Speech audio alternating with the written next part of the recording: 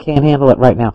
You know why? Because there's so many lies going back and forth. I mean, listen to what's going on in the Democratic primary, and I'm sure you've heard all about it by now, especially C-SPAN viewers. Did you see Washington Journal this morning?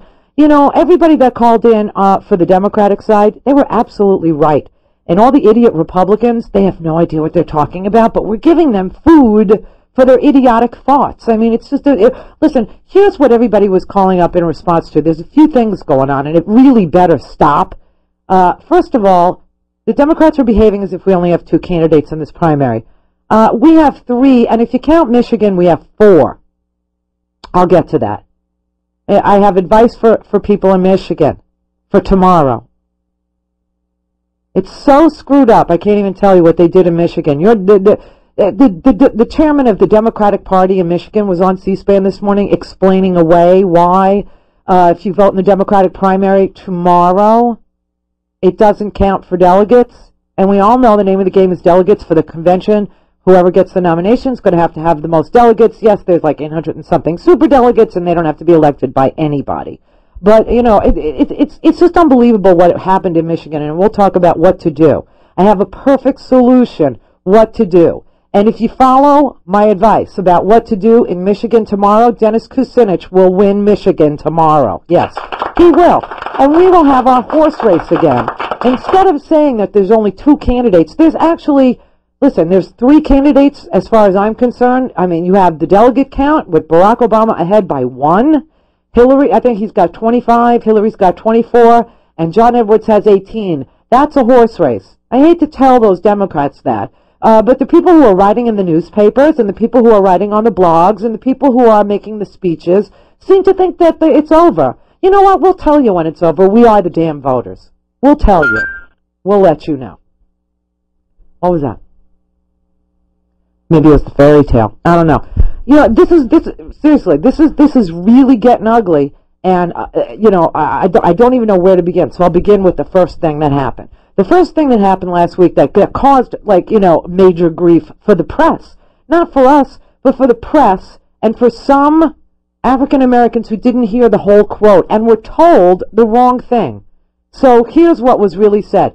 Bill Clinton was quoted as saying that Barack Obama's campaign, the whole idea of him, is a fairy tale. That is so untrue. I mean, first of all, you know, it's amazing to me that anybody would think that Bill Clinton was so sloppy or stupid about politics that he would say such a thing about the first viable, it's not the first African-American person to run for president of the United States. I believe Jesse Jackson has that honor and distinction.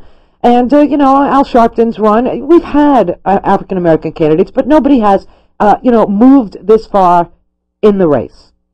He's really moving forward. He's doing really well, and I'm glad to see it. But to start playing dirty pool because they didn't like the way New Hampshire went and misquoting Bill Clinton as slamming Barack Obama's, you know, campaign as being a fairy tale, when what Bill Clinton really said was, here's the quote. It starts off with a question. The question was, one of the things that Senator Obama talks about a lot is judgment, and I'm curious to hear your thoughts on the recent criticism of Mark Penn, who's Hillary's chief strategist, who's been criticized for being somewhat out of touch with reality. For instance, he circulated a memo about Iowa saying, where's the balance? Meant bounce. Where's the bounce? And then the next day there was a 12-point jump for Obama. And Clinton said, well, he was wrong. Talking about Hillary's strategist. There was a big bounce for Obama. Got a 12-point bounce. And Clinton said he was wrong. He was wrong about that. Because the bounce always occurs in the second day, not the first day. It always occurs on the second day, not the first day. But since you've raised the judgment issue, let's go over this again. That is the central argument for his campaign. It doesn't matter that I started running for president less than a year after I got to the Senate from the Illinois State Senate. I'm a great speaker, I'm a charismatic figure, and I'm the only one that had the judgment to oppose this war from the beginning, always, always, always. First, it's actually not true that everybody that supported the resolution supported Bush attacking Iraq before the UN inspectors withdrew. Chuck Hagel was one of the co-authors of that resolution, the only Republican senator that always opposed the war every day from the get-go. It's a long quote, isn't it? Yeah, takes a while to actually read it and put it in context. He authorized the resolution to say that Bush could go to war only if they didn't cooperate with the inspectors. And he was assured personally by Condi Rice, who was then the National Security Advisor, as many of the other senators were. So first, the case is wrong that way. Second, it's wrong that Senator Obama got to go through 15 debates trumpeting his superior judgment and how he'd been against the war in every year, enumerating the years, and never got asked one time, not once, well, how could you say that when you, in 2004, said you did not know how you would have voted on the resolution? You said in 2004 there was no difference between you and George Bush on the war, and you took that speech you're now running off your website in 2004, and there's no difference in your voting record in Hillary's ever since. Give me a break. The whole thing is the biggest fairy tale I've ever seen. So you can talk about Mark Penn all you want. What did you think about the Obama thing, calling Hillary the senator from Punjab? Did you like that? Or what about the Obama handout that was covered up? The press never reported on, implying that I was a crook, scouring me scathing criticism over my financial reports. Ken Starr spent $70 million and indicted innocent people to find out that I wouldn't take a nickel to see the cow jump over the moon. So you could take a shot at Mark Penn if you want. It wasn't his best day. He was hurt, he felt badly, we didn't do better in Iowa, but you know, the idea that one of these campaigns is positive and the other is negative, when I know the reverse is true, and I've seen it, and I've been blistered by it for months, is a little tough to take. That's what Bill Clinton said.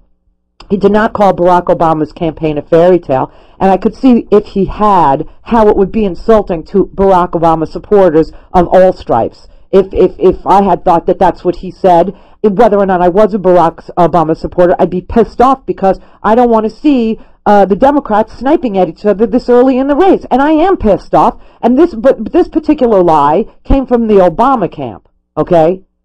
The second thing that has to be addressed is the Martin Luther King crack that Hillary made. I think that was bad. It came out wrong, or it came out badly, and she shouldn't have said it. But it didn't mean anything close to what people are making it out to mean. They're saying that, Hillary Clinton is trashing the memory and the work of Martin Luther King by saying that Lyndon Johnson was the president who actually made the law, the Civil Rights Voting Right, the Voting Rights Act of 1964 and 65, that it took a president to make that happen. It also took a Congress to make that happen. It took politicians to make it happen. Martin Luther King devoted his entire life to making it happen by reaching out to politicians, by going to jail, by marching, by speaking, by becoming absolutely undeniably unignorable, if that's such a word. And that is what Hillary Clinton meant.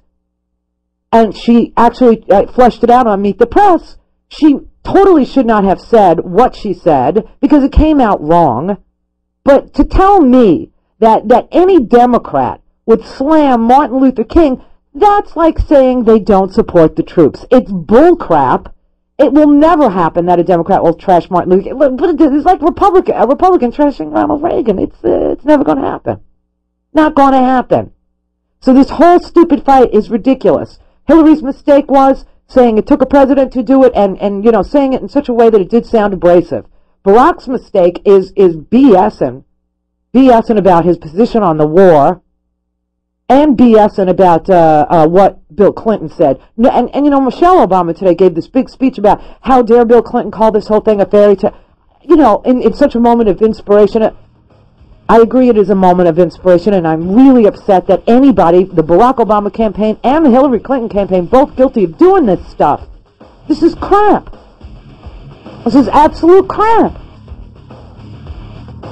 Why don't you just point at that one and say she doesn't support the troops, and then she could point at you and say he doesn't support the troops. This is ridiculous. You know what their real problem is? And they both share it. They got two problems, and I'll tell you what they are when we come back. 17 after. www.therandyrhodesshow.com. It's a much better use of the internet than picking up underaged boys. John was the highest bidder on Lunch with Mark Foley. This is Air America Radio.